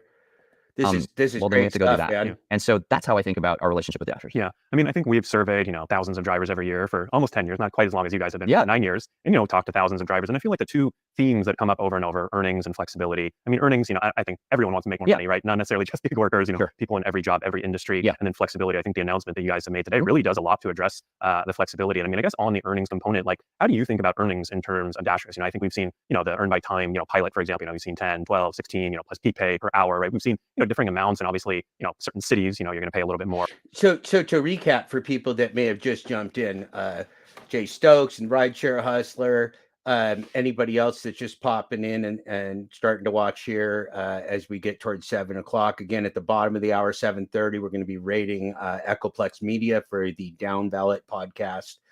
That's always a good time, so stick with us there. If you're tuning in, what we're hearing is that Tony Xu is confirming that everything about DoorDash is rigged. From the hourly pay took them years to develop because they need to develop it to be on par with the rigged aspect of per order. He's explaining to you how every single aspect of the world of DoorDash is part of their control plan. Than others. But I guess in your mind, like, what, how do you think about, like, is there a number you think Dashers should earn, or, how busy they should stay? Like, how do you think about how much they should be paid? Yeah, I mean, one of the things I'm always looking at is, well, first to your point, this should be interesting. I really don't know what he's going to say. Are the numbers actually fair to the job that's actually being asked, right? Because DoorDash today is not like the DoorDash of 10 years ago, where we were just restaurant delivery. Yeah. Some deliveries now are just structurally going to take longer. When you're shopping for a basket of 25 grocery items, that is going to take longer than going and getting up a pickup order from, fast food restaurant, right? And so the first thing is, we have to really make sure that it's fair to the task that is being asked, right? The second thing we look at is, this supply and demand component, such that we actually don't want to have Torp. Hey, this is great, man. You'll have to go back and watch back on this when it goes, because Tony is just explaining to you how they rig everything in the world. Nothing is real. This is really great stuff. Great interview. But we'll find more as we go forward. Of an oversaturation, right? We do not allow an unlimited supply of Dashers to get out on the road, and that's intentional to protect Dasher, right? Dasher. They do not. They control both the supply and demand for Dashers at all times. I'm happy to say, when we started the company, it was something closer to like 16 an hour nationwide. We're now closer to 24, 25 an hour nationwide, right? And so it's moving in the right direction, I believe. And but that's not good enough to look at just that average. We have to look one click lower, in my opinion, which is it right for the right task? And we don't always get those things right, right? Maybe we misestimate it, sometime, or challenge candidly to get, a particular activity done. Well, we got to go redo that. We have to make it easier to do the tasks. That's the other thing we have to do. And we have to increase the matching opportunities in our system as we get into other categories. Matching opportunities. See, this is the difference between dispatch and between computer AI. So in dispatch, The next thing that comes in, I'm going to give to Torp. Then the next thing that comes in, I'm going to give to Rideshare Hustler. Then the next thing that comes in, I'm going to give to Jay Stokes. Then the next thing that comes in, I'm going to give to Lady B. That's dispatching. What Tony is talking about is they take in all this information, they chew it all up, and then they arbitrage it out through little app slaves like us, DoorDashers, and then they sell it to somebody else at a higher price. They're not part of that middle thing, right? This is just arbitrage. This is buying something low and selling it high. And the guy in the middle doesn't matter. We're the guy in the middle that doesn't matter. We're not part of their business ever. We're not on their financial statement. We have nothing to do with DoorDash. They don't care about us. So what Tony is telling you, right, is that they have to match. And again, we're going to do the math right here. 15 factorial. If I had 15 drivers and 15 restaurants, that is 15 factorial. That's 15 times 14 times 13 times 12 times 11 times 10 times 9 times 8, 7, 6, 5, 4, 3, 2, 1. That's over 1 trillion combinations. Trillion combinations is the difference between me handing it out to Torp, Rideshare, Jay Stokes, and Lady B in order. That's the difference between corporate AI and a dispatching system. That's why you are being fooled. Every single one of you is being in a game. You're being rigged, whether you go hourly, whether you go per order. There's a target amount. They are chewing this up and they are serving it out to you. I noticed this when I dashed hours a day, 3 weeks in a row during the pandemic, that my numbers were uncannily, which I tracked them very uncannily similar. Like, this can't be random. I can't be making, 22.40 average gross per hour every freaking day. That's just not random, right? And there was no dash per hour at the time. So I started to pick up on the fact that this is not random. There's no way this can be random. You also know that hotspots are not real, right? Hotspot is just, they want to move you, but you could be next to me and we'd get different hotspots. This is a simulation. Everything is fake. You're being fleeced. Okay, let's go. Other modes of transport beyond just a car, and so we're working on those things. I don't think we always get it right, but you have my commitment and frankly the team's commitment that this is a core customer of ours. We do not view this as optimizing for just the consumer. We've always believed that. In fact, when we started the company, the very first product, the very first product for consumers, merchants, and dashers that we built was the Dasher app, and it was. Well, that makes absolutely no freaking difference whatsoever. Again, if he had anything real to offer you, would he be telling you that they made the Dasher app first? What the fuck do we care which they made first? They made the Dasher app first because you're the slave. They need the slaves first. You can't freaking start a slave market without slaves. Jeepers creepers, Tony. Nice job. We didn't even have an app for consumers. We had a website where there's 8 restaurants, and a phone number for you to call. That was how we started. But well, right, because with 8 restaurants, you don't need corporate AI. With 8 restaurants, you just need some guys that want to learn the business so that they can create corporate AI and then fleece people all over the world by the billions. And it's because we believe at the end of the day that it starts with actually bringing people what it is that they want order. And obviously Dashers are a huge component of that and getting that right first. Yeah. So I think, one thing I noticed about the product announcement today, especially on the consumer app, I was sort of loosely paying attention because I was waiting for the Dasher. Yeah, no problem. Said, wow, there's all these different categories that are launching. And I think that is all lies, right? They're saving this stuff up and then rolling it out, which has already been out for a year just because they're full of shit. Important to Dashers, right? Because typically DoorDash has been, primarily food delivery, and I know over the past few years you've done more on the convenience, and grocery, and it seems like now, what I see from the why this is not brilliance. It was during the pandemic, and we were all locked in, and restaurants didn't have anywhere to eat, and we couldn't go out. There's a reason food delivery was big, and then food delivery tailed off because there's no demand for that much food delivery when you're not in the pandemic. 85% of restaurants never had delivery options prior to the pandemic. 99% of retailers never had delivery options before the pandemic. 99%. So wait a minute. From the history of the world till now, how did 85% of restaurants and 99% of retailers get by without app slaves? How did they do it? How did we survive? Just fine. And you know what? We didn't have a parasite like DoorDash crushing employment, destroying any chance at unionization and labor rights, and destroying any progress that's been made toward labor rights in the history of America and the history of the world. This thing is the most awful innovation to come along to humanity, maybe in history, and it's not a legitimate business. So let's kill the status quo bias. I don't care if it's here. It's here today. Enron was here once, wasn't it? And what was Enron? It was a freaking scam. What was the FTX was here once, wasn't it? It was, and you could watch it on the financial channels, and everybody tell you how much money you could make on FTX. Where is it now? It's gone. If you don't think that this motherfucker is twice as evil as either one of those, you are wrong.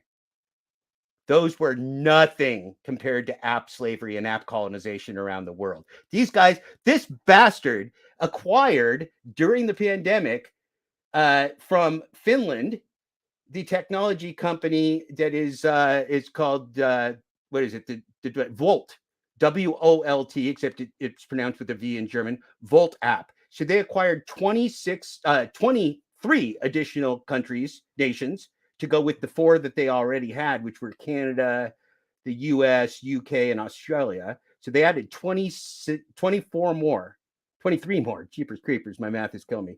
So if they added that many more, what do you think they're going to do to those? You know, they're paying people dollars a day in India, Uber is.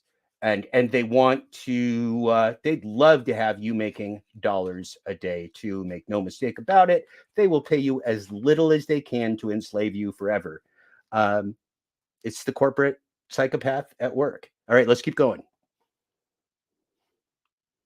Consumer side is all these different categories. Yeah. And so talk about what that means for Dashers, because I think most people think of DoorDash as food delivery. And just to note, like, you guys are going to see, again, this full thing. You're going to see them analyze it in detail on the rideshare guide next week with Harry and Sergio. I'm playing it at like 1.5 speed because I don't have time to deal with his bullshit. Neither do you. And I don't want to take away from what these guys are doing. You should watch them yourself. I think, look, only 570 people in the world have viewed this video so far. So that's one of the reasons I'm doing this. I'm plugging the rideshare guy. I'm telling you, go watch their show, watch this video, watch it multiple times, please. Watch it multiple on their channel, not on my channel. You can watch me. Watch it multiple times, please, because you are getting the truth. Harry doesn't have to call Tony to the carpet. Tony's hanging himself. Tony's saying the quiet parts out loud. Nice job, Tony. You know, should they expect to do, food delivery mixed with a little grocery, or are these separate categories? How do you think about the experience for Dashers with all these different categories you guys are? Yeah, I mean, we named the company DoorDash intentionally, knowing that knowing that we were a technology company from day one that started in restaurant delivery with the goal of building, last mile services for every category. Yeah. And then over time, other types of services to help these local businesses grow. I mean, that was all. Every category and every business. What a horror. Hey, Torp, I really like your comment. I always enjoy talking with you. I always enjoy watching your channels. It's beyond me that Jeff isn't banging in the views, but he will. Everybody needs to hear him. Okay, so number one, I'm not a gig tuber. Don't want to be a gig tuber. Have never made a penny off of any type of that kind of broadcasting. I'd like to be a professional broadcaster when I grow up. That's great. But it's not going to be on GigTube. So I am not doing this for views. I am doing this because this is part of the community I've been in watching you guys do the views. It was always my intention to support and teach and share with the gig tubers, not to become a gig tuber. So that's number one. Number two, I'm a writer. And I'm writing a really good book on called Full Dashclosure, Awakening to the Human Exploitation of DoorDash Singularity. And I hope every single one of you buy it because I would like to retire someday. So there are going to be ways that you'll be able to get your hands on this content. But yeah, to answer your question, Torp, that really hasn't been my goal. I'm happy to share the information because all the gig tubers are the people that really reach the labor, the app slaves, the potential victims of DoorDash and Uber and Lyft and Grubhub and others. And so you guys, you women and men, you people, have a lot to offer the world. And that's why I guess I get upset with Pedro and some others when I feel like they can do so much better. It's not that I dislike anybody, because I don't. And it's not that I care if you have conservative politics like my friend the rideshare hustler, or if you're a lefty West Coaster, or if you're I don't care who you are. That doesn't matter. Like, that's a scam too, that anybody in the world ever convinced us that we had to know our neighbors' politics and like them. That is just untrue. if you're a good neighbor, you don't need to know anybody's politics, and they don't need to know yours. Just be a good neighbor. It's really much. We'll get along much better this way. But the fact is, DoorDash pits people against each other by gaslighting us, by using arbitrage, by ruining our local communities, by ruining our local businesses, by ruining people's cars, by clogging our roads with delivering Starbucks and McDonald's at preferred prices, not at competitive prices with your local hamburger restaurant or your local barista, at predatory prices that they're going to put all the local economy out of business. So when Tony talks about his Chinese restaurant owning mother, he is full of fucking shit. Tony is a piece of shit. He is the worst human being. He panders to you. Do not ever believe him. Yeah, being a gig tuber is dead. Don't be a gig tuber. Just be a truth teller. That's why I like Torp. Torp is wrong sometimes. I tell him he's wrong. He doesn't give a shit. He tells the truth. He'll go, yeah, I'm wrong sometimes. Then I learn and I do better. Tell me I'm wrong, Torp. Tell me I'm wrong. I didn't know this shit when I was DoorDashing. I didn't do 5,521 deliveries and research DoorDash in detail while I was doing it. I knew there was a problem, but I didn't know until I quit dashing a year ago when my when my timing belt and water pump blew up in Bloomington, Indiana, and stranded me. And I said, well, I guess I better start my book because I'm out of work. And so I started my book, and I never dashed again because I couldn't stomach it once I started researching the corporate AI. That's my story, right? Why did I do so? So I am not putting anybody down for supporting themselves. What I am saying is I want you to have informed consent. If you log on to DoorDash, you need to know that this motherfucker is the biggest liar on the planet and act accordingly and defend yourself. Then I'm happy.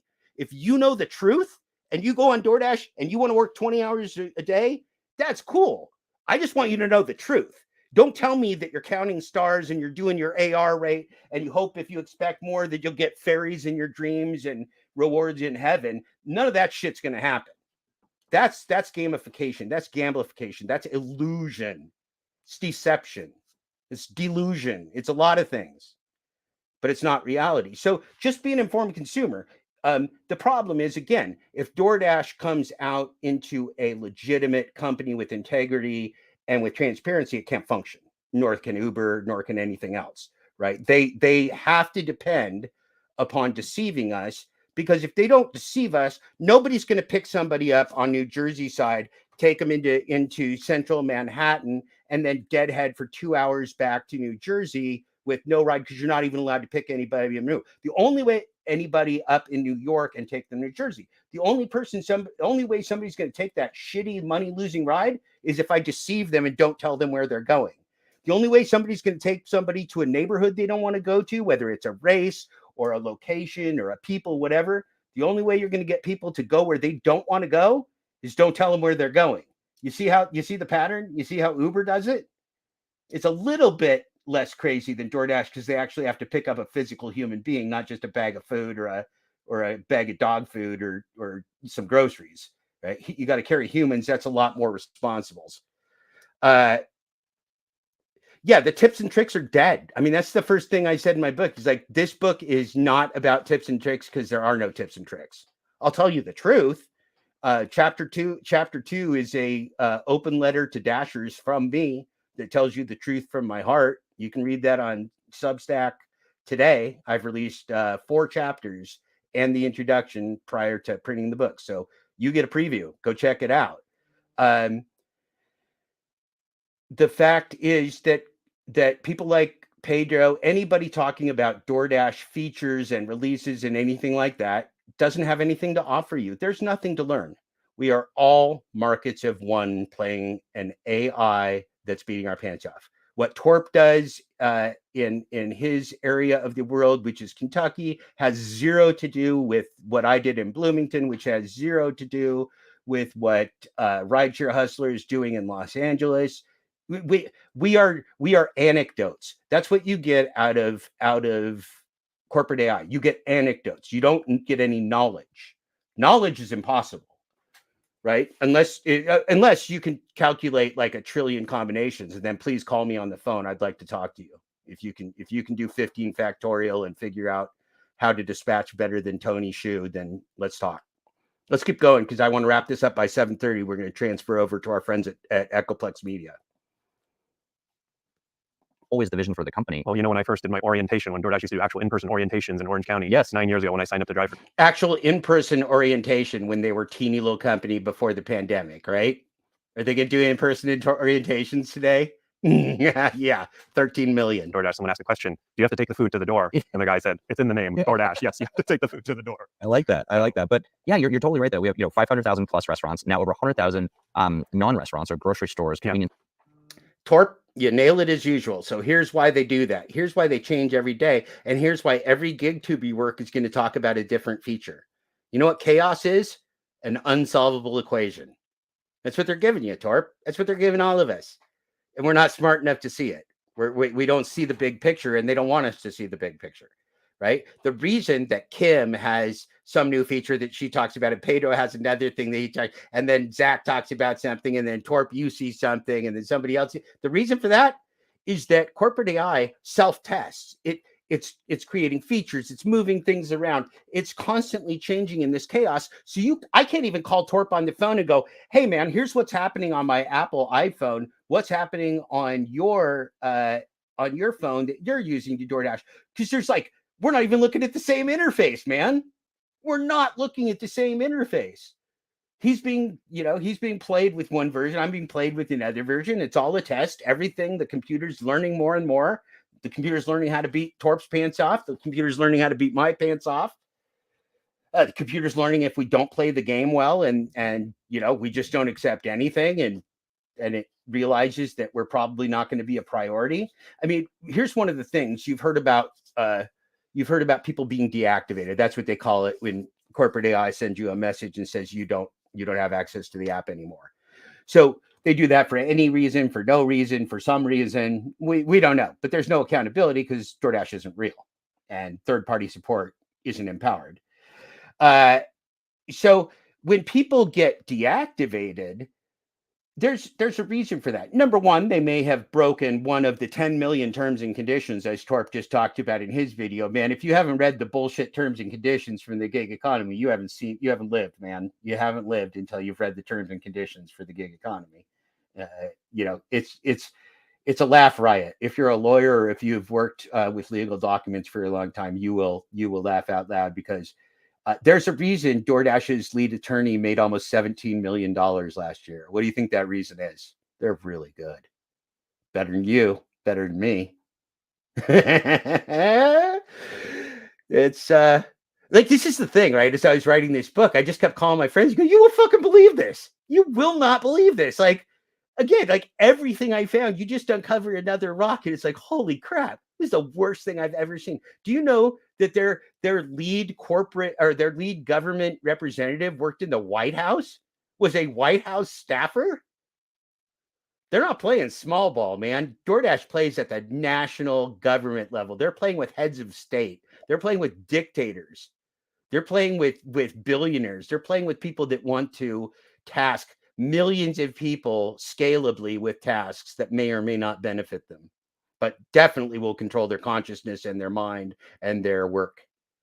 I think DoorDash gets off on people doing it. Yes, this is an evil corporation. This has been confirmed to me from the inside. DoorDash does get off on torturing us. DoorDash is filled with people that do dark design for user interfaces. An ethical designer would not work for DoorDash. I'll say that again. An ethical systems designer or marketer or corporate person would not work for DoorDash. I would never work for DoorDash. Nobody with ethics would work for DoorDash. You might get rich, but you're selling slavery. You're an evil motherfucker. So that's unfortunate, isn't it? Because there are people that will take the advantage of millions of people across the world, billions of people across the world, enslave people for the rest of time that humans are on this earth. They're setting up this system. It's a nuclear bomb. This is a social nuclear bomb. It makes consumers and the lower caste of labor that makes deliveries, makes them rivals. We see that. We see the gaslighting. We see the societal disarray. And the fact is, every single one of us on this broadcast is at the bottom. We're all at the bottom of society, right? There is no middle class. There's the oligarchs and the rich people and the billionaires, and there's us. If you got $1 billion, call me. I could use some help on the project. But other than that, we're all the lower caste. We're all the lower class. So these divisions, whether we be gouged consumers or hapless app slaves, we're in the same boat. The DoorDash is destroying our community. The only thing I can say about DoorDash and the gig economy is kill it with fire. It's it. That's all. It can't be reformed. It can't be rehabbed. It can't be fixed. And Tony's telling you it can't be fixed because they spend years making this rigged system to manipulate, coerce, and enslave you. You think it can be turned off? You think they can flip a switch and change one of the features, shift an algorithm? No. Prop 122, is that going to help? Not some people. Even so, let's say that there's this example of the alleged, and I'm going to say alleged, 200 people that Tony claims to have given $10,000 bonuses to. I want to see a list. I want to see names. I want to see pictures, and I want to interview them. Otherwise, it's a lie.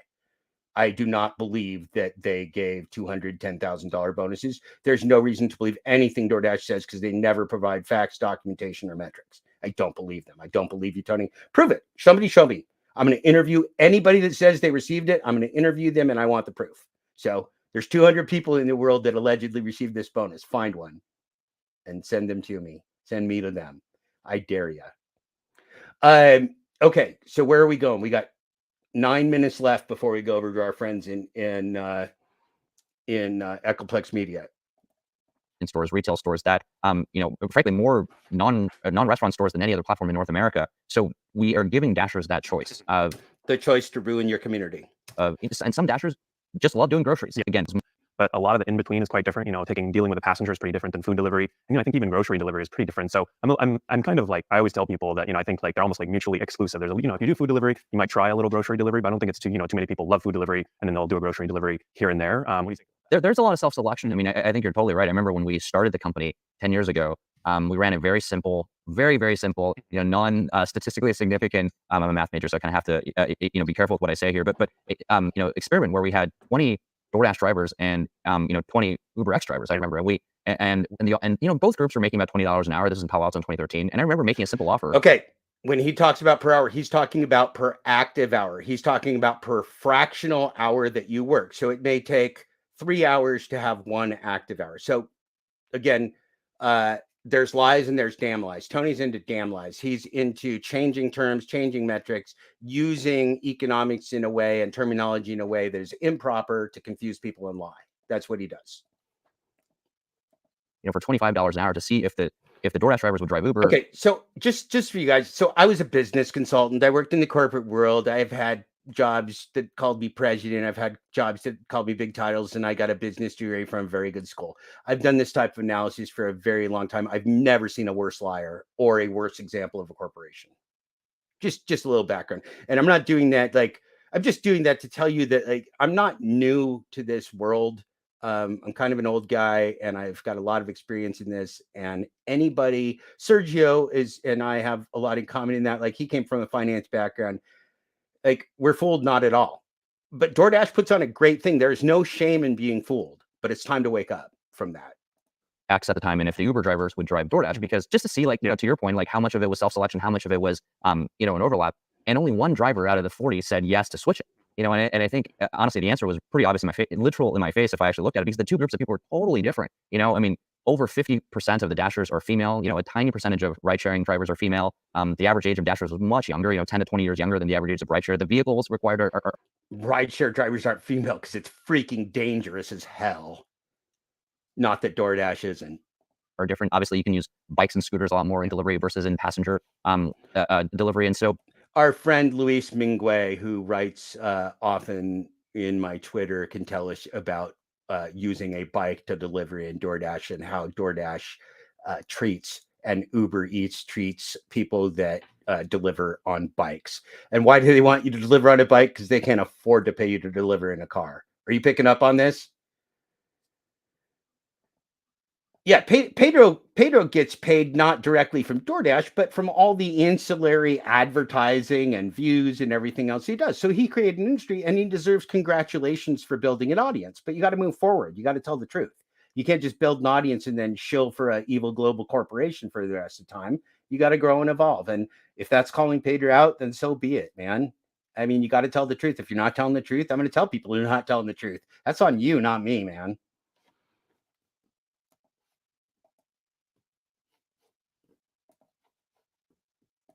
That self-selection that you're talking about, we see in categories too, to your point. As I mentioned, some Dashers just love a particular grocery store. It's not even grocery. I love this particular store. Yeah, it's all about it's about love, not money. It's at the neighborhood level. And You talk about the award because I think that's pretty cool. Okay, this award is bullshit. I'm not even just gonna let a small him lie gesture, to you. candidly. It's not a small gesture. It's a, those it's a fucking lie.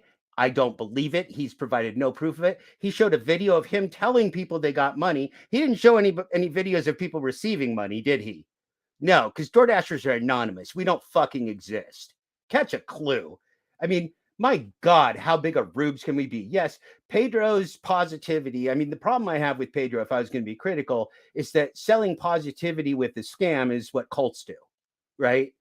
Selling positivity in life is good. Selling positivity along with the gig economy is stupid. Okay? Selling positivity with life, good. Positivity with gig economy, stupid, right? And so DoorDash always, Pedro always says, we're not about negative, we're not about, we're not about blame, whatever. But Pedro blames the victims. Pedro blames the Dashers for not being better. Well, who gives Dashers training? Is everybody supposed to be a born customer service expert? What the hell kind of job do you have where they don't train you to be successful? If they don't train you to be successful, they don't want you to be successful. God damn it, I'm sick of this bullshit. How fucking stupid can we be? God damn it.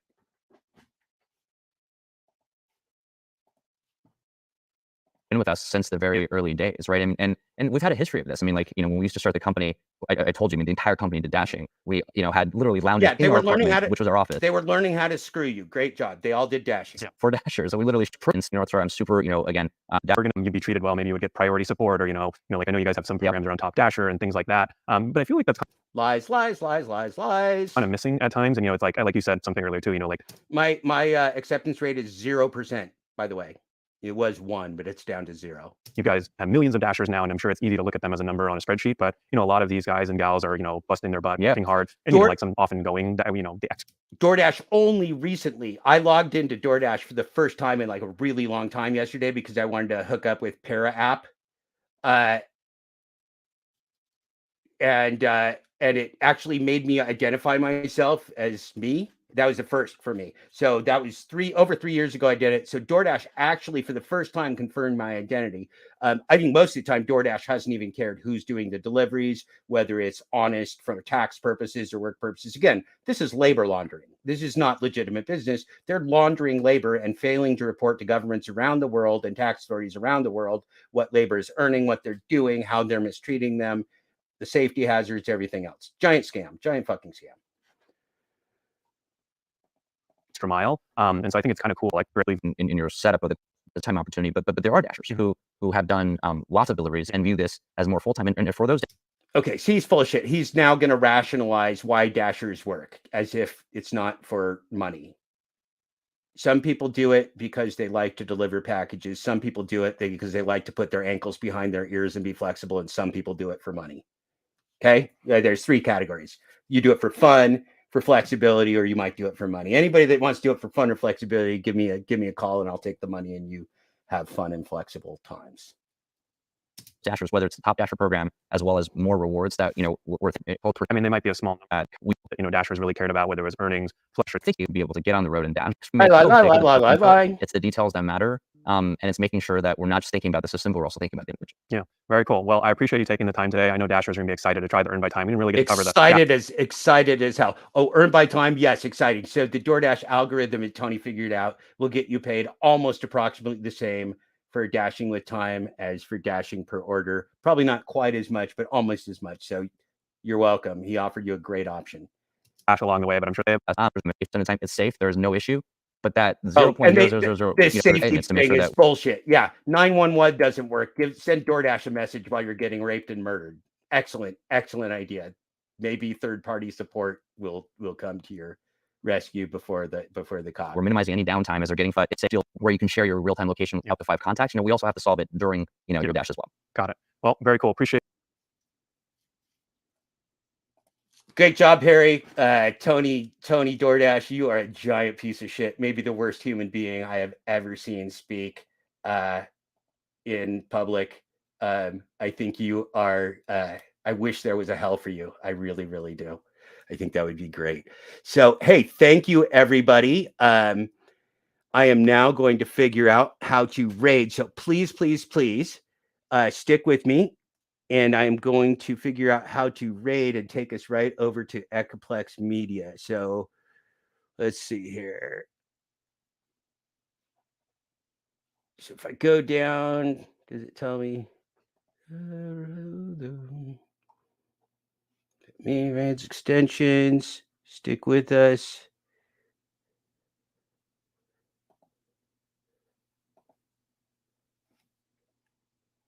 Creator dashboard, stream manager.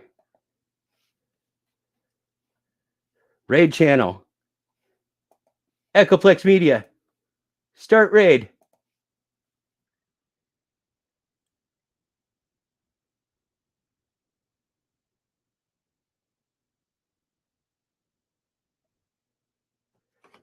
We did it. We did it. We raided Echoplex Media. It's a proud moment. I feel like we may be like a moon landing or something. All right, everybody. Thank you, Torp. Thank you, Rideshare Hustler.